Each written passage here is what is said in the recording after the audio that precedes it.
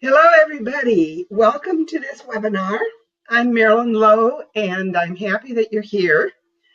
My plans are for this to be interactive, even though I can't see you. So I will ask you to join me in some activities, and I'll pretend that I can see you.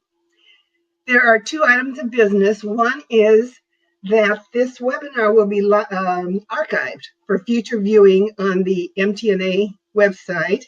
And two, I will really look forward to your questions, and we will have a Q&A at the end of this session.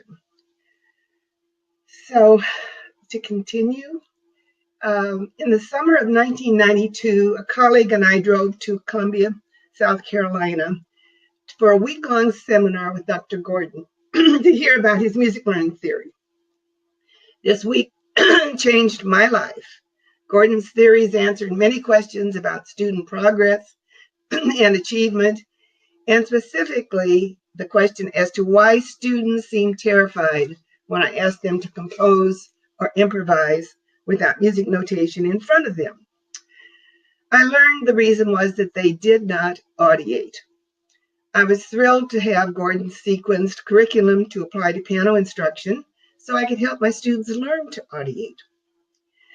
I learned at this time that singing develops tonal audiation, and rhythm audiation is based on body movement. I'm not a singer and I'm not a mover, but I did believe Dr. Gordon when he demonstrated that the pathway to audiation was through singing and body movement. So I followed his advice, and to my surprise, it was very effective.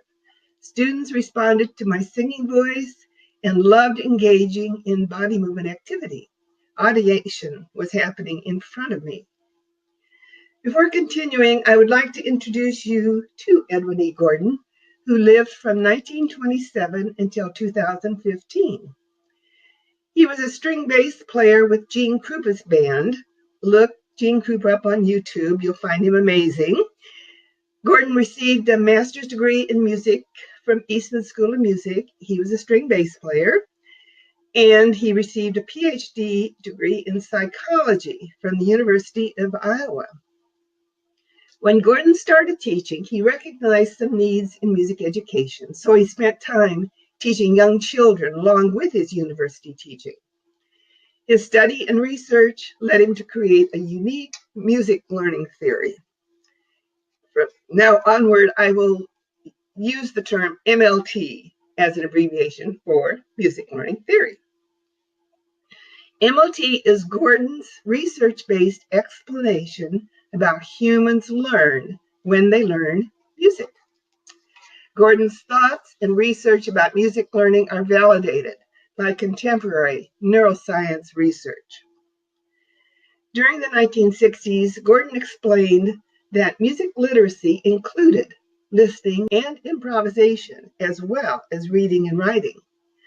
Early in his career, Gordon talked about music readiness, the need for adapting instruction, teaching to individual differences, and understanding the teaching learning process.